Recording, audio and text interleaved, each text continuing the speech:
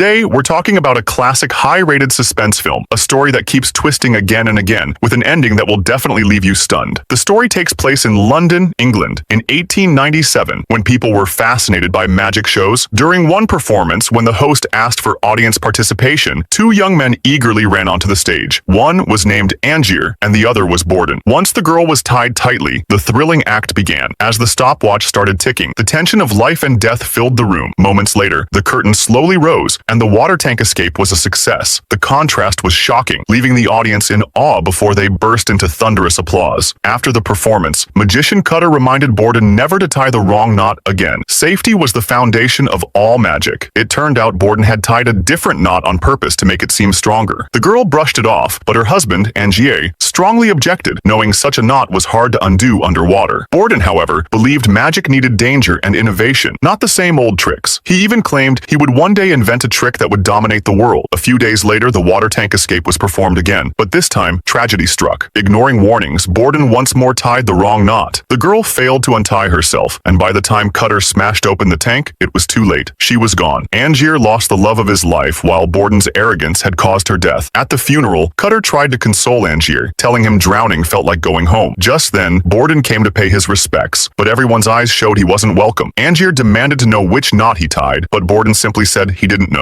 At that moment, Angier understood. Borden was no longer his friend, but his lifelong enemy. Soon after, Cutter's magic troupe disbanded, and everyone went their separate ways. Borden later met a beautiful woman, impressed her with his tricks, and eventually married her. As time passed, Borden opened his own small theater and hired a stagehand named Fallon. This man was quiet, seemed uncomfortable around Borden's wife, and left quickly. Borden told his wife not to mind, but she asked if they could afford to hire him. Borden replied it was fine, saying he'd share half his food with Fallon. His wife warned that soon someone else would be sharing his food too, hinting she was pregnant. Overjoyed, Borden rushed to tell Fallon as well. From then on, Borden worked even harder to earn money, but during a bullet catch trick, disaster struck. Borden held a gun that should have been emptied, offering it to a volunteer. A bearded man stepped up, and without hesitation, Borden handed him the weapon. To his shock, the man loaded a real bullet. Borden immediately recognized the eyes staring back at him. It was Angier. He had been waiting for revenge. The gun fired, and Borden lost 2 fingers on his left hand. A few days later, his wife gently dressed the wound, puzzled why it kept tearing open. Consumed by hate, Borden swore to strike back at Angier. Meanwhile, Cutter teamed up with Angier, eager to reclaim his glory. Together, they hired a new assistant, Olivia. Angier performed, Cutter designed the tricks, and Olivia drew attention, distracting the audience. Their first show began smoothly, drawing cheers, until disaster struck again. One of the audience participants, a woman, was real, but the man was Borden in disguise. He sabotaged the act, ruining Angier's comeback. Backstage, Angier was disheartened, weary of the endless cycle of sabotage. To make matters worse, the theater owner stormed in and canceled their contract, calling the show a disaster. Cutter then advised Angier to take a break and seek inspiration at the Science Expo, where new inventions were astonishing the public. The next day, Angier attended and witnessed Nikola Tesla's alternating current demonstration, a revolutionary marvel that amazed everyone. Suddenly, Angier noticed a familiar figure in the crowd. It was Borden, also searching for inspiration. After the expo, Angier followed him through the streets until Borden stopped by a baby carriage. Seeing Borden with his wife and child, their happy little family scene deeply struck Angier. He thought if his wife were still alive, that happiness would have been his. The sight reignited his rage. Losing 2 fingers was nowhere near enough punishment for the man who caused his wife's death. Later, in disguise, Angier slipped into another of Borden's shows. There, he discovered something astonishing. Borden's new trick, the transported man. Borden would step through one door and instantly reappear through another across the stage. The trick captured enormous attention. Angier was baffled, while Cutter insisted it was just a double. But Angier couldn't believe it. He was sure it was the same man. The missing fingers proved it. Cutter suggested they use their own double. Eventually, they found a drunk at a bar who looked somewhat like Angier. With makeup, the resemblance was perfect. After countless rehearsals, they perfected the act. Around this time, Angier and Olivia also became lovers in secret. Soon, their version of the trick, the new transported man, debuted. Angier built suspense, then stepped through a door and dropped through a trapdoor backstage, while his double appeared on the other side. The trick was flawless, even more impressive than Borden's. The audience erupted in applause, yet Angier couldn't shake the bitterness. Though the stage roared with his triumph, he was the one hidden in the shadows, watching his double soak up the glory that should have been his. With a heavy heart, he stretched his arms wide, taking a bow in the darkness for applause he could never claim. As time went on, Angier's double started raising his price, blackmailing the team, and even trying to steal the spotlight. Seeing his behavior getting more and more outrageous, Angier came up with an idea. He persuaded Olivia to use her charm and deliberately get close to Borden, acting as a spy. That way, maybe she could find out the secret behind the transported man trick and free their team from relying on the double. Olivia was furious, shocked that she was being used as nothing more than a tool for profit. With mixed feelings of love and hate, she approached Borden's crew. Borden, being a sharp man, immediately asked if she was there to steal magic. Olivia didn't hide it and admitted she was sent by Angier as a spy. Feeling her honesty, Borden dropped his guard and accepted her. Since Angier had sent him such a gift, Borden thought it was only fair to send something back. A few days later, Angier performed as usual, but during the drop he crashed hard onto the ground. The safety padding had mysteriously disappeared. No doubt someone had sabotaged it. Looking up, he saw his double on the other side, but now the double had turned into Borden. As the lift rose, a figure appeared on stage that shouldn't have been there. It was clear Borden had planned this chaos carefully. Before the show, he had found Angier's double drunk and manipulated him. Then the double was tied up tight, lowered slowly, and left with a sign hanging on him that read, "Come watch Borden's show across the street." The audience cheered at the prank. With his trick exposed, Angier's performance couldn't go on, and he became the laughingstock of London. That night, Angier secretly confronted Olivia, demanding why she hadn't found the secret yet, and accusing her of sleeping with Borden. Olivia said she had already told him everything she knew. She had seen fake beards hidden in Borden's room, so most likely the trick relied on a double. But Angier was obsessed. He refused to believe her. Then Olivia handed him a diary, saying it contained all of Borden's secrets. Angier flipped through it, only to find the writings encrypted. Olivia warned it had to be returned by the next morning, or Borden would notice. Angier said he'd have someone wreck Borden's stage and make it look like the diary had been stolen, so none of this would fall back on her. With that, he left. In the following days, Borden upgraded his performance, bringing Tesla's alternating current to the stage. With Olivia's perfect assistance, Borden's career soared, reaching its peak. Watching his enemy grow stronger while he hid in the shadows, Angier decided to take desperate action. He and Cutter kidnapped Borden's engineer, Fallon. Unfortunately, Cutter was shot in the arm during the abduction. The next day, Borden arrived at the designated place as instructed, suspecting Angier had been pushed to his limit. Angier limped out, saying if Borden handed over the secret to the transported man, Fallon would be released. With no choice, Borden complied. He looked at Angier with disdain, then wrote down a single word. Later, Angier visited Cutter in the hospital, and together they opened the note. It read one name, Tesla. Connecting the dots with the alternating current on Borden's stage, Angier immediately understood. The trick must have been invented by Tesla himself, and since the inventor was now in America, defeating Borden meant embarking on a long journey. After bidding a quick farewell to Cutter, Angier set off alone for the United States.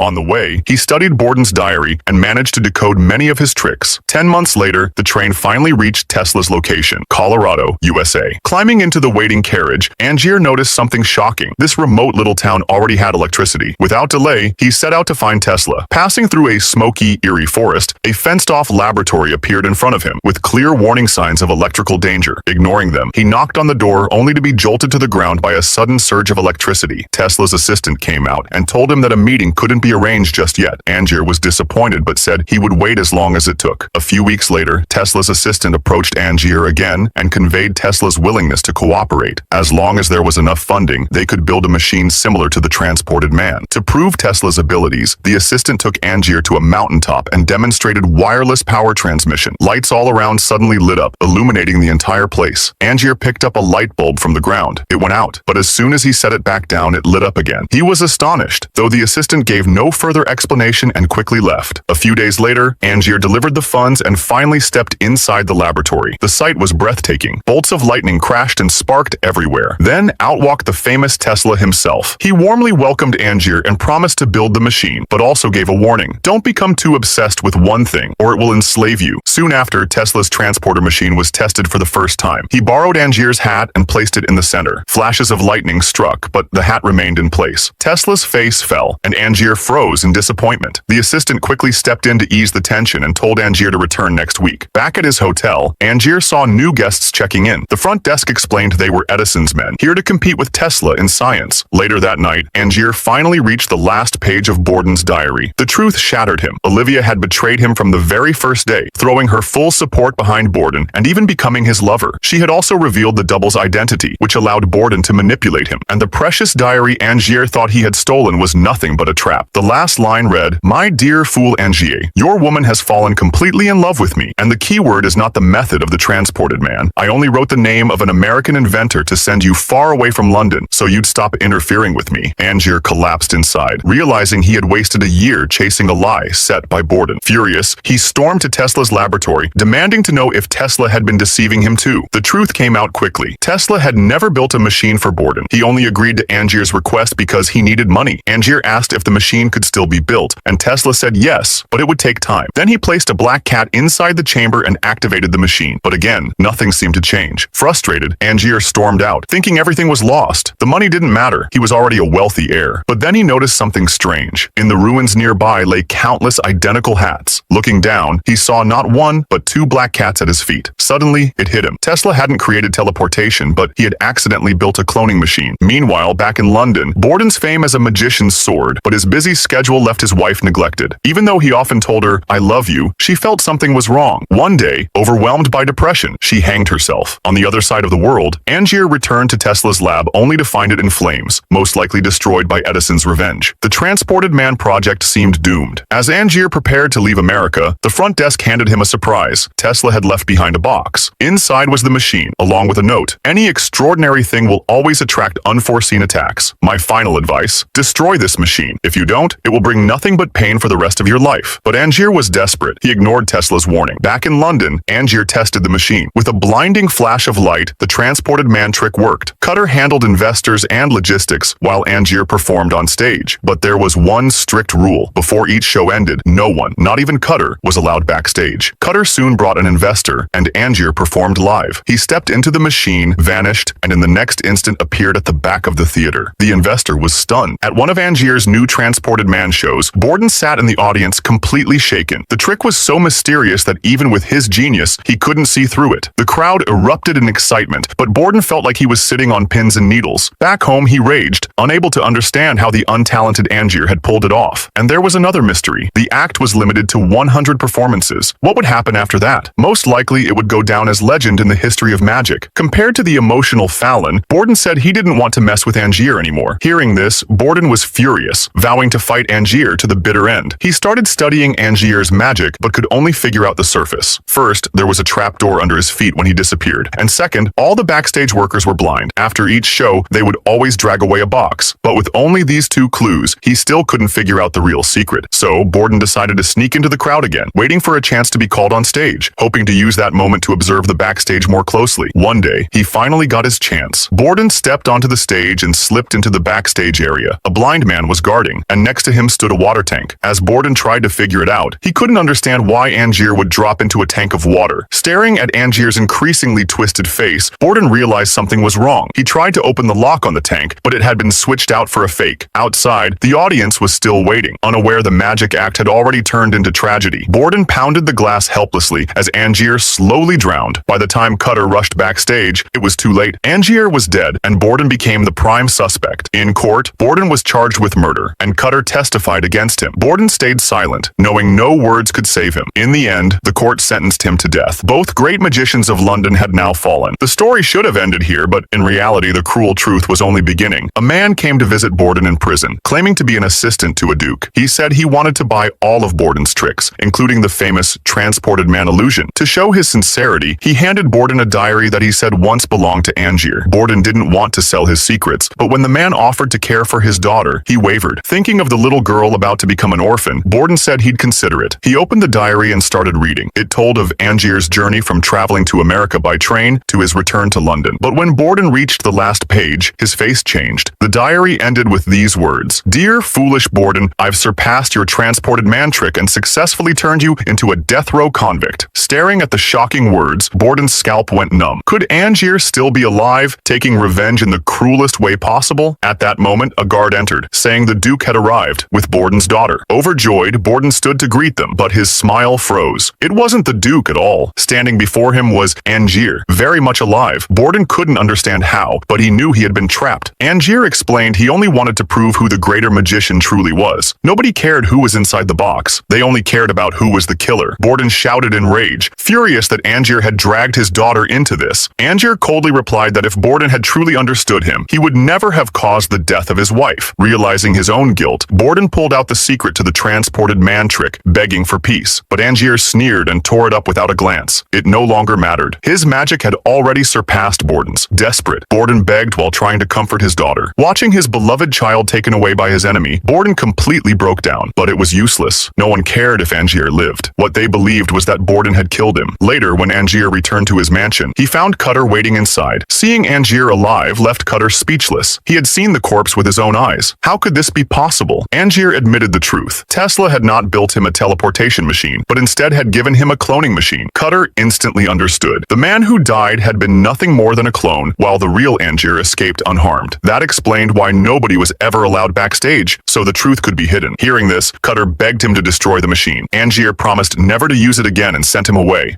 On an ordinary night, Cutter and the blind men moved the machine back to the theater. Once the workers had left, Angier and Cutter hid it in a lower chamber. Cutter then said something strange. At the funeral, he had lied. Drowning didn't feel like going home. It was pure agony. With that, he left. Angier didn't fully understand, but it didn't matter anymore. At the same time, Borden was being led to his execution. His face was calm, his steps steady, as if he had already let go of life and death. On the scaffold, he remained composed, not a hint of fear. Meanwhile, Cutter left the theater and ran into a mysterious man. Angier heard a noise and turned, only to see a small ball roll across the floor. In that instant, he was shot and collapsed. The ball was picked up by the figure, who turned out to be none other than Borden. Despite the fact he had just been executed, Angier was stunned. What was going on? Cutter explained the truth. Borden's transported man wasn't teleportation at all. It was a double. The double was Borden's twin brother, Fallon. At last, Angier realized the truth. Magic was, in the end, about the simplest of tricks. But who was Borden and who was Fallon? The twins had shared one identity, swapping roles each day. One loved his wife, the other loved Olivia. To keep the secret perfect, Fallon even cut off his fingers to match Borden's injury. Their sacrifices were real. Fallon's wife eventually discovered the truth and fell into despair, leading to her suicide. Olivia's suspicions also caused constant conflict, but they kept the illusion alive together. Hearing this, Angier was shaken to the core. Fallon asked if he now understood sacrifice, if he knew what real magic was. Angier gave a bitter laugh and told his story of sacrifice. During his first test of Tesla's machine, countless bolts of lightning tore through him until a blinding light transported him away. The clone left behind saw a gun and, in fear, killed the original, which meant the true Angier had already died long ago. Tesla's machine didn't simply teleport, it transported the original while creating a clone in the same spot, carrying all the same memories. Each time, the new clone would fall into the water tank, drowning, while the original appeared at the back of the stage. Angier never knew what drowning felt like. He never experienced the agony his clones endured. Every night, the blind men would secretly dispose of the drowned bodies, hiding the truth. Even Borden stumbling into the backstage and being framed was part of Angier's plan. Two great magicians couldn't coexist, and his wife's death had to be avenged. Fallon scoffed, saying Angier's sacrifice was meaningless, just an illusion built on endless cruelty. But Angier shouted back that Fallon would never understand. His sacrifice was the true essence of magic, endless and absolute. Fallon stood in silence, watching as Angier met his end in pain. The story ends here. One man used science to create copies of himself that died for the trick. The other shared a life with his twin, giving up half of himself to preserve the illusion. Two forms of sacrifice, two definitions of magic, but only one truth. Behind every miracle lies the darkest cruelty. Now tell me, who do you think truly won in the end?